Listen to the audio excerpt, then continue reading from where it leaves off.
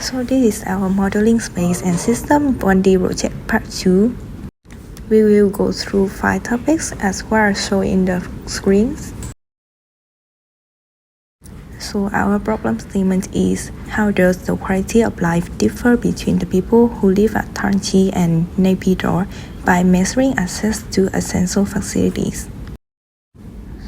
We base our model on data from 2 districts in Myanmar, Tarnchi, the capital of Shan State and settled on a mountain ridge, and Naypyidaw, the capital of Myanmar, which consists mostly of flat areas with gentle rolling terrains. The quality of life index derived from this study can be used to indicate the livability and well-being of the population in Myanmar and elsewhere by providing a metric to have compare and analyze gaps and areas of improvement that can be done for a location. So the next part is our assumptions and variables used. Assumptions are: 1. Basic needs are met equally.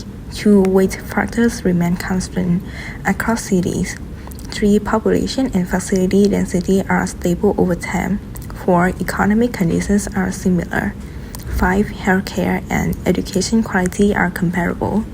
6. Crime and safety levels are the same. 7. Climate conditions are comparable. 8. Accessibility to government services is uniform.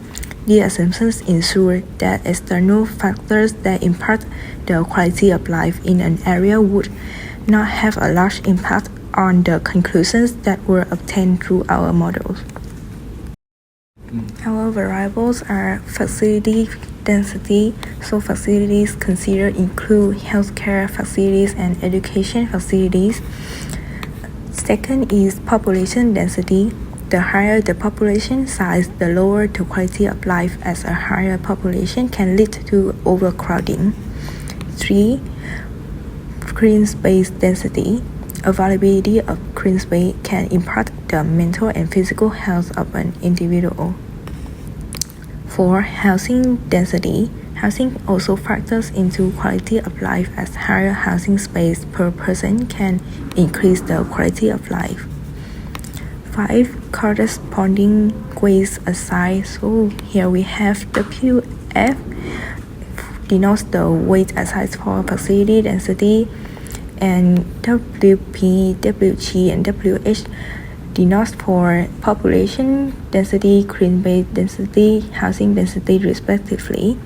These variables are taken used as is the main factors that define a location and thus would impact the quality of life of the people living each of the terrains. The next is quantifying our problem statement. So this is our equation of quality of life index.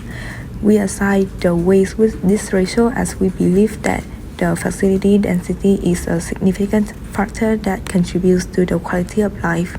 The same reason applies for the population density as well, which is the main factor that might negatively affect the quality of life through our overcrowding. We believe that the reasons of green spaces such as parks would have a greater impact on the quality of life than the housing density, thus the weightage on green spaces is greater. Now it comes to analysis and model assessment. So these are the data recorded through our research.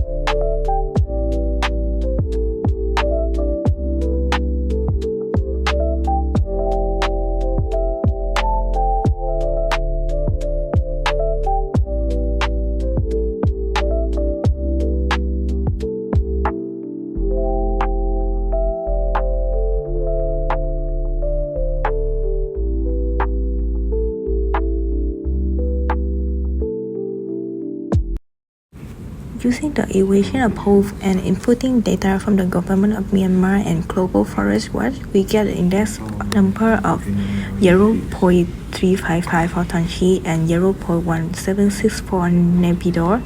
The index number denotes the quality of life relatively, encompassing the data from both towns to assign a score to posts in relation to one another. For Tanchi and Naypyidaw, this tells us that the quality of life in Tanchi is relatively better than that of Naypyidaw because the index number is greater. Considering facility density, population density, green space density, and housing density. Finally, we come to strengths and weaknesses of our models. So our strengths are simple and easy to calculate, so the model remains straightforward and interpretable by focusing on key measurable factors. It avoids the complexity of estimating uncertain variables like natural disaster frequencies or long-term climate changes. Second is data availability. Population density and facility density are often readily available from government statistics, urban planning records, and GIS data.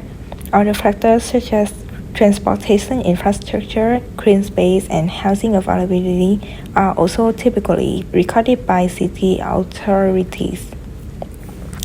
Third is useful for urban planning and infrastructure decisions. City planners and policymakers can prioritize resource allocation based on the facility and population density. It helps in identifying underserved areas where additional infrastructure, for example, hospitals, schools, parks, is needed. Fourth, it directly measures human-centric factors. The model focuses on amenities, accessibility, and living conditions which directly influence daily life quality, unlike climate risk, which may have indirect or long-term effects. The variables in the model immediately impact the resident.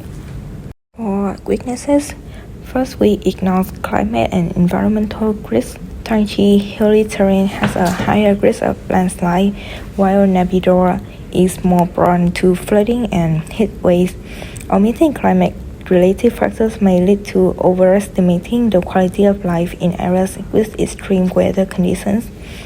Second, we assume equal economic and social conditions. The model does not consider income levels, employment opportunities, and living costs, which significantly affect quality of life. For example, Naypyidaw might have better infrastructure but fewer job opportunities, affecting residents' well-being. Third, we may not capture subjective quality of life aspects. Such as cultural factor, community cohesion, and personal happiness are not included. Even if Naypyidaw has better infrastructure, people in Tanchi may prefer their traditional lifestyle and natural environment. Fourth, we overlook healthcare and education quality. While facility density accounts for the number of hospitals and schools, it does not measure their quality. A city may have many hospitals but poor healthcare services, leading to an overestimation of quality of life. Thank you for listening.